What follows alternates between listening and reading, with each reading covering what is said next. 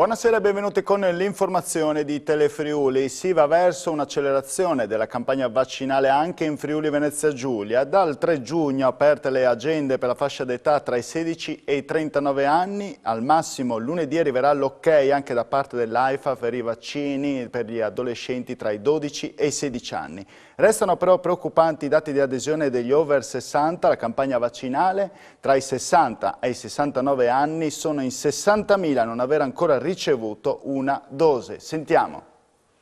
Dal 3 giugno inizierà la fase 2 dei vaccini, che coinciderà con l'arrivo in Italia di 20 milioni di dosi. Le agende per le somministrazioni verranno infatti aperte anche per gli under 40. Sono in 220.000 le persone che tra i 16 e i 39 anni potranno finalmente essere immunizzati con Pfizer o Moderna. La prenotazione si potrà effettuare attraverso il call center regionale, gli sportelli CUP delle aziende sanitarie, le farmacie abilitate e dalle ore 8 del 3 giugno tramite la web app.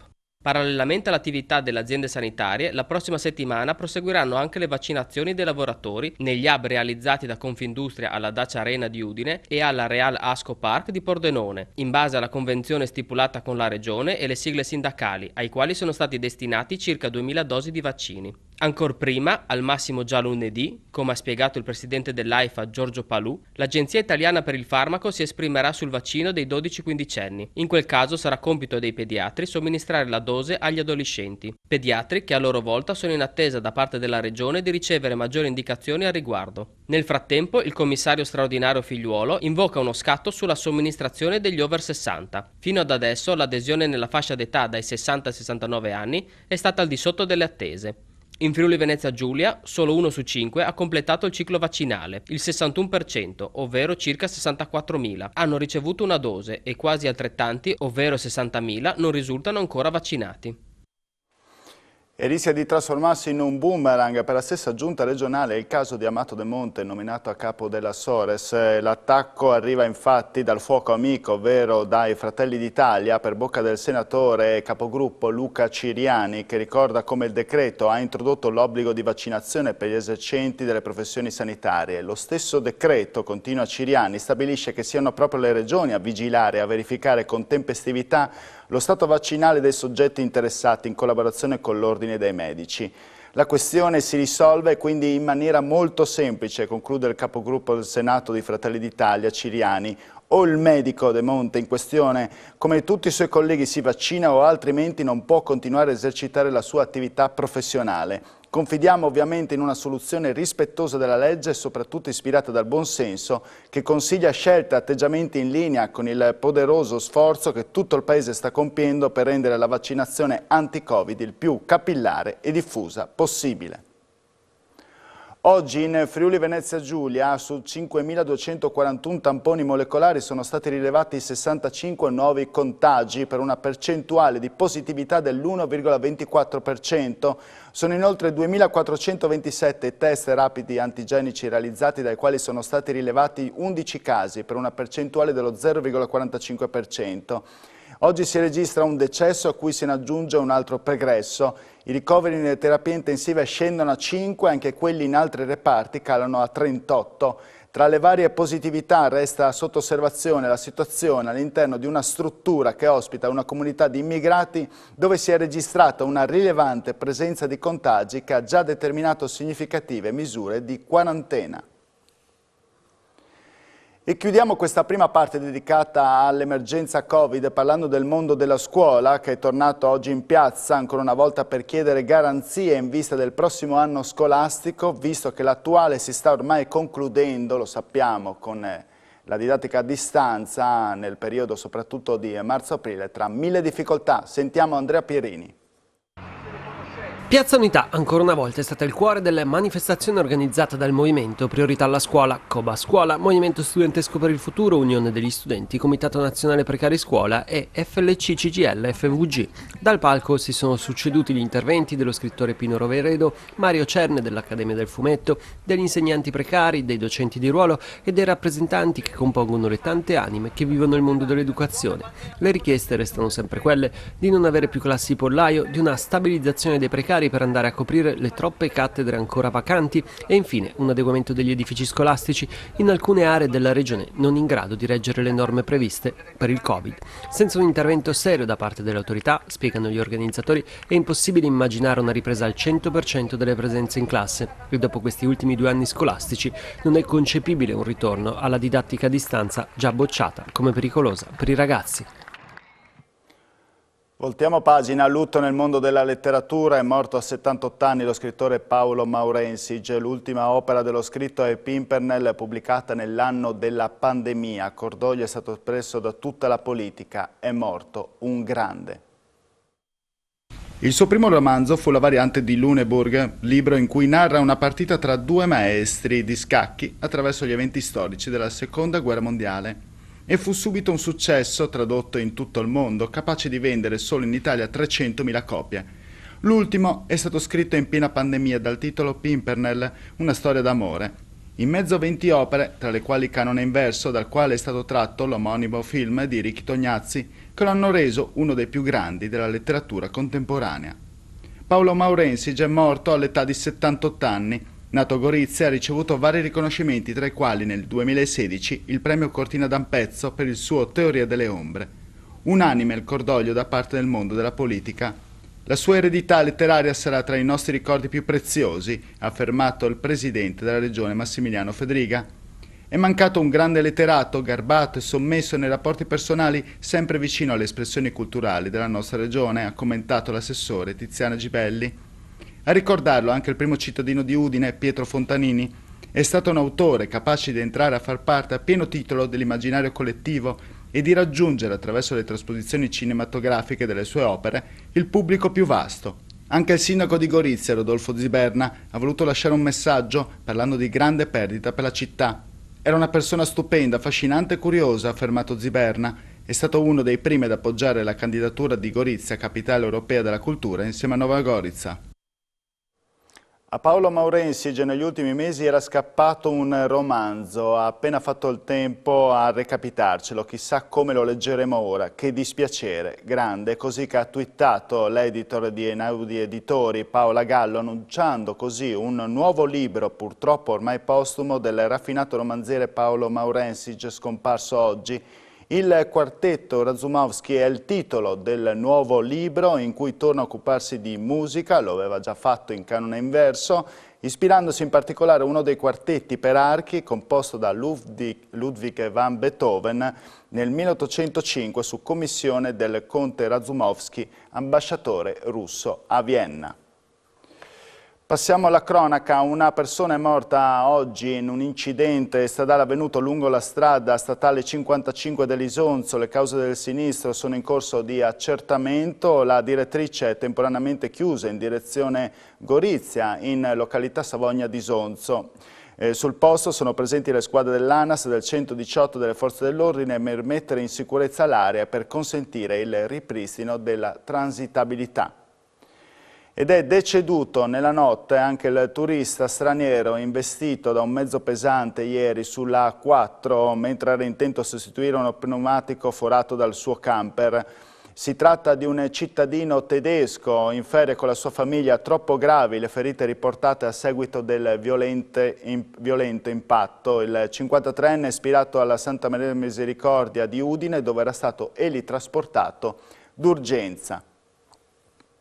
E ancora cronaca, il dipinto Donna distesa, realizzato nel 1968 dall'artista siciliano Salvatore Fiume, è stato restituito dai carabinieri del Nucleo per la tutela del patrimonio culturale di Udine alla legittima proprietaria.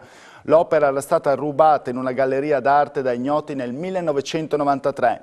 I carabinieri hanno individuato la proposta di vendita del dipinto nel corso del monitoraggio del web, finalizzato da parte di un esercizio commerciale di settore della provincia di Bolzano, che lo aveva posto a un'asta pubblicizzata anche attraverso il canale telematico. Voltiamo pagina, si chiama Giulio, ha 33 anni ed è il ragazzo che sabato scorso ha rischiato di far cadere il vincitore di tappa dello Zoncolan, ovvero Lorenzo Fortunato. Oggi è arrivato a Udine per scusarsi con l'organizzatore di tappa Enzo Cainero e mettersi a disposizione di Progetto Autismo FVG per una raccolta fondi. Sarà anche volontario nel servizio d'ordine di una delle prossime tappe friulane nel 2022. Sentiamo nei nostri microfoni.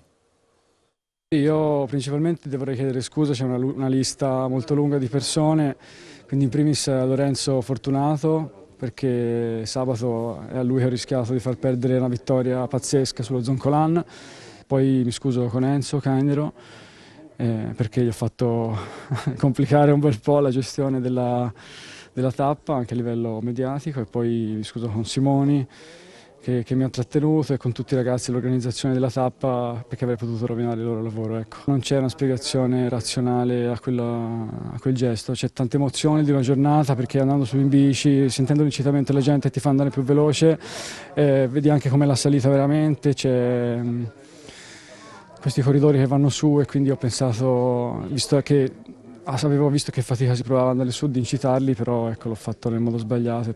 Cainero, voi come comitato di tappa locale e poi contemporaneamente come associazione ciclisti avete dato la possibilità a questo ragazzo di riscattarsi, in che modo?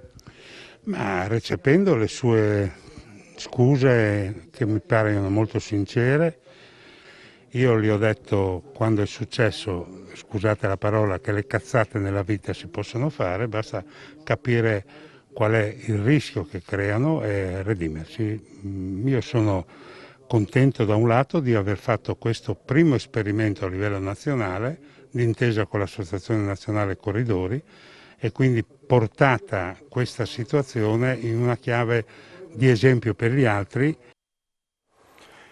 Il Ministro per gli Affari Regionali e le Autonomie, Maria Stella Gelmini, ha firmato il decreto di nomina dei componenti di rappresentanza dello Stato della Commissione Paritetica della Regione Friuli Venezia Giulia. I nominati sono l'onorevole Sandra Savino, la professoressa Elena D'Orlando e il dottor Ivo Rossi. Oltre a loro la Commissione Paritetica è composta anche da Teresa Bigliani, Renato Carlantoni e Salvatore Spitaleri, di nomina regionale. Voltiamo pagina, circa 500 cittadini oltre agli alpini hanno partecipato a Ripuliamoci Challenge, la giornata ecologica contro l'inciviltà. Uno dei grandi problemi è rappresentato dalle mascherine che vengono gettate a terra. Tra le curiosità, Udine Sud, tra i rifiuti lasciati a terra, è trovata anche una dentiera ed è stata scoperta una discarica abusiva. Sentiamo. È una donata, diciamo, di pulizia del territorio e della città di Udine, perché gli alpini vogliono essere presenti anche in certe situazioni dove c'è bisogno di fare pulizie, c'è bisogno i ragazzi di imparare l'educazione e il rispetto del territorio, e questo abbiamo pensato che sia una roba utile per un domani. Una bella iniziativa, partecipa volentieri. Senz'altro, sono iniziative meritorie e nobili che arricchiscono non solamente il valore così delle persone, ma soprattutto anche nei confronti della comunità e di tutta insomma, la città, oltre che passeggiare fa molto bene per la salute, che in questo anno e mezzo è un po' così traballante, anche da un punto di vista psicologico. Come mai avete partecipato a questa iniziativa? Perché vedo che vado a camminare in questa zona e trovo spesso immondizia in giro e non ho mai un sacchetto da portare dietro per raccogliere, che mi viene già spontaneo fare. Abitiamo qui ed è un peccato vedere i fossi sporchi. Come mai ha partecipato a questa iniziativa? Allora, ho deciso di partecipare a questa iniziativa perché il quartiere ultimamente si sta riempiendo un sacco di sporco, in particolare di mascherine. Perché non tutti ci ricordiamo che non solo dobbiamo proteggerci dal Covid eccetera, ma dobbiamo proteggere anche l'ambiente e non lasciare lo sporco in giro. Quindi raccogliamo anche le mascherine, ma ricordiamoci sempre di usare anche i guanti, così non ci sporchiamo più di tanto. Quindi mascherina. Che zona ha scelto? Io ho scelto la zona di Udine Sud e poi proseguirò anche verso zona Leipacco, perché è la zona dove abito io sostanzialmente. Ha uno scopo altrettanto ecologico il Giro del Mondo in bici che verrà affrontato da Massimiliano Rosso. Partirà il 5 giugno da Martignacco con l'obiettivo di andare a raccontare le storie di start-up e aziende che vogliono raccontare il contrasto al fenomeno del cambiamento climatico. Il progetto si chiama Follow the Sun, in poche parole un giro del mondo fatto in bicicletta per portare all'attenzione di tutti il tema del cambiamento climatico. La sfida è stata lanciata da un giovane udinese, Massimiliano Rosso, che percorrerà 35.000 km attraversando 20 paesi, un viaggio che potrebbe durare tra i 3 e i 5 anni. Praticamente che cosa voglio fare? Voglio girare il mondo, intervistando e cercando start-up, aziende o anche privati cittadini che stanno attivamente contrastando il cambiamento climatico con le loro azioni o con i loro prodotti. La partenza è fissata per il 5 giugno a Martignacco. Massimiliano percorrerà il sud dell'Europa, l'America del Nord, il Giappone, l'Australia e il sud-est asiatico, viaggiando sempre in direzione ovest, da qui il nome Follow the Sun. Massimiliano non è nuovo a imprese. Nel 2019 percorse in Giappone il cammino degli 88 templi, 1200 km in solitaria nell'isola più rurale dell'arcipelago nipponico. Ora il grande sogno che si avvera, ma soprattutto la sfida più grande, quella di sensibilizzare il mondo intero sul pericolo del cambiamento climatico.